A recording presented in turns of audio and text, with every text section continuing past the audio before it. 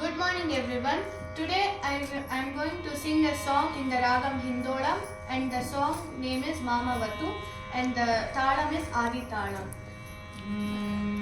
Sagamadani sa Sani da magasa Mamavatu Shri Saraswati Mamavatu Shri Saraswati Mamavatu Shri Saraswati Mamavatu Shri Saraswati Mamavatu Shri Saraswati Kamakoti Pita Nivasini Mamavatu Shri Saraswati Kamakoti Pita Nivasini Mamavatu Shri Saraswati Komalakara Saroja Dhruta Seema Vibhushana Komalakara Saroja Dhruta Seema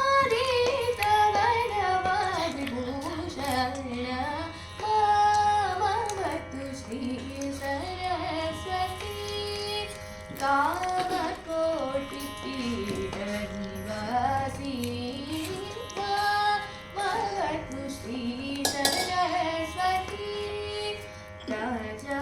Rajadiraja Purita Charana Rajivanayana Ramaniya Guna Rajadiraja Purita Charana Rajivanayana Ramaniya Guna Sujanamanoratha Purana Chaturani Jagala Shobhita Manimahara Ajabhavavandita Vasudeva Charanarpita Sakala Veda Sara Sujanamanoratha Purana Chaturani Jagala Shobhita Manimahara Ajabhavavandita Vasudeva Charanarpita Sakala Veda Sara Mamavatu Shri Saraswati Kamakoti Pita Nivasini Mamavatu Shri